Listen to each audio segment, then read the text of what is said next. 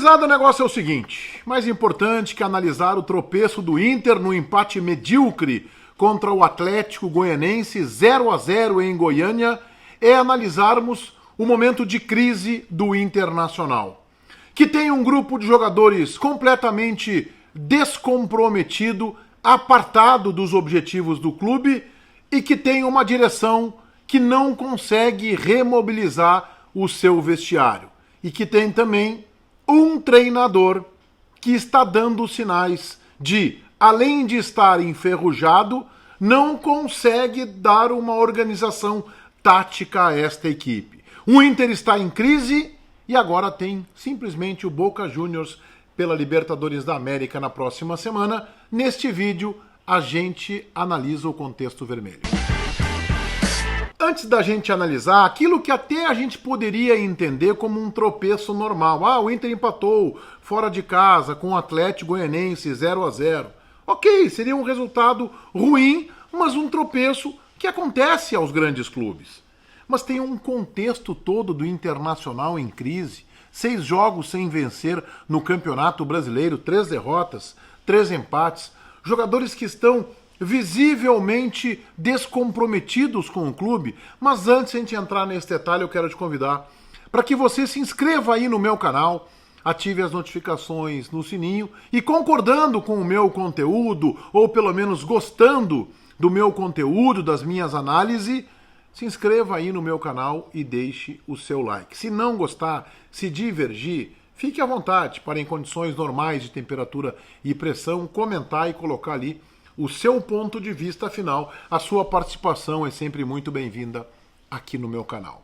O Inter empatou em 0-0 com o Atlético Goianense, o Galhardo perdeu o pênalti, o Lomba fez uma defesa importante, o D'Alessandro foi substituído de forma equivocada, o Rodrigo Moledo foi expulso porque foi precipitado, perdeu o tempo da bola, chegou atrasado no lance, uma série de equívocos. Eu nem vou dar, ao final deste vídeo, notas individuais. Eu vou dar assim, o Internacional foi um time entre nota 3 e nota 4.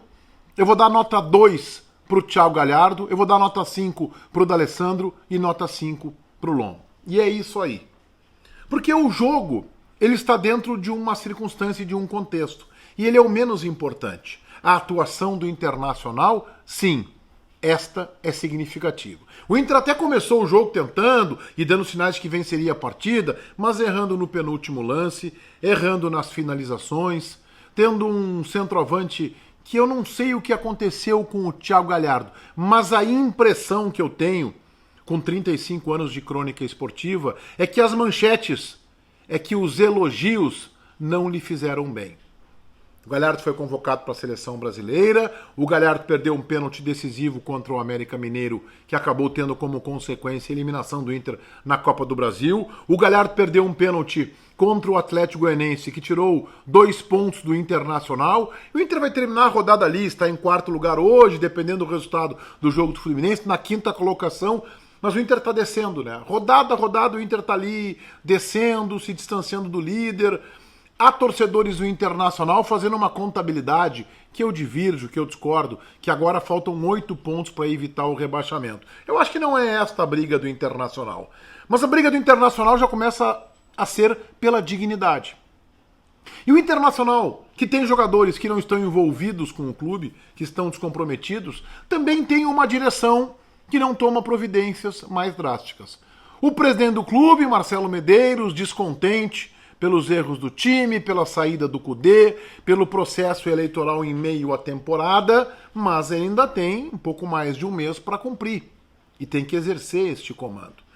O vice-presidente eleito, o Alexandre Chaves Barcelos, que tinha a pretensão de ser candidato à presidência do clube e que está, não com a braçadeira, mas ocupando o cargo de vice de futebol, que começou bem, com ideias lúcidas, concedeu uma entrevista coletiva após esse empate do Inter com o Atlético Goianense, que retrata o momento do clube. Ele jogou a responsabilidade na pandemia, nas lesões, dizendo que o Abel chegou agora e mudou o esquema do Kudê. Ora, o Abel veio por indicação da direção, da qual ele faz parte. E eu disse aqui, antes do Abel ser anunciado oficialmente, que era o técnico equivocado. E isso não arranha em nada o currículo do Abel Braga, que é um baita treinador, que é um grande vencedor, não muda em nada o currículo do Abel Braga. Mas ele não era o nome adequado para o Internacional, depois do Eduardo Cudê. Isso estava escancarado. O Lisca era o nome a ser pretendido. Ah, mas não ia aceitar. Mas o Inter tentou. Bom, e o vestiário do Internacional, se observa, está absolutamente desmobilizado, desmotivado. O vestiário do Internacional hoje é um vestiário que a gente vê, é passivo, é omisso diante das dificuldades.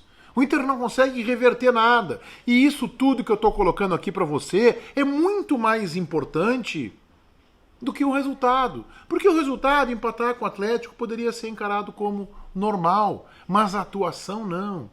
Uma atuação sem compromisso, uma atuação inconsequente de um Internacional como se estivesse disputando mais um jogo. A direção espera o quê?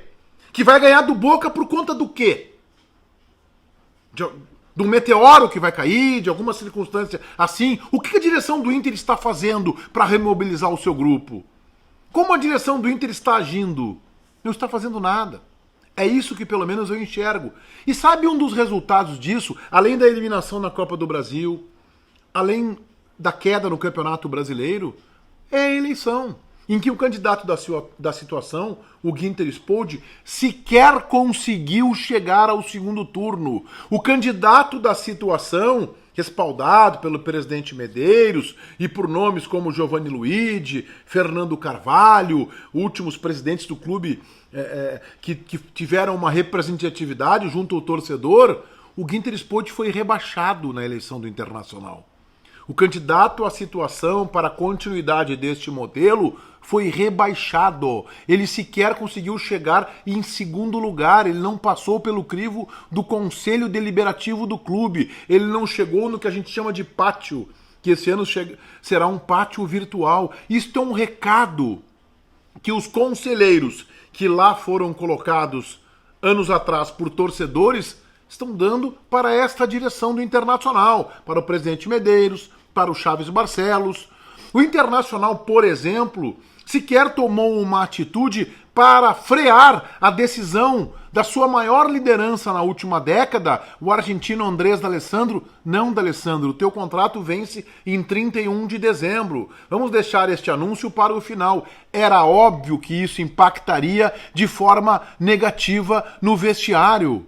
Não havia nenhuma dúvida disso. E a direção do Internacional achou legal, achou bacana, camiseta, prêmio, medalha, placa, lá sei o quê. E em meio à temporada, 2 dias antes do Inter enfrentar o Boca, e o jogo acabou sendo adiado pela tragédia com o maior ídolo argentino, o Diego Maradona. Então, assim, a direção do Internacional é passiva, o treinador não consegue dar uma resposta adequada, o time não vence as 6 partidas no Campeonato Brasileiro, 3 derrotas e 3 empates, o time está eliminado da Copa do Brasil e, gente, daqui a 4 dias tem o Boca Juniors pela Libertadores da América e o Inter acha o quê? Que a bola vai entrar por onde? Pelos deuses do futebol, normalmente não acontece assim. Ação mal planejada, ação mal executada. O Internacional está colhendo frutos podres de uma plantação equivocada. O Inter não percebeu que estava errando ali atrás em uma série de fatores que eu já apontei aqui, ou lá nos Donos da Bola, na Band TV, e agora está colhendo os frutos podres e o resultado é este. Um final de temporada melancólico para o Esporte Clube Internacional. Se inscrevam no meu canal, ative as notificações, gostando do vídeo, gostando dos meus conteúdos, deixem aí o seu like. Feitoria, gurizada. Vai, um abraço.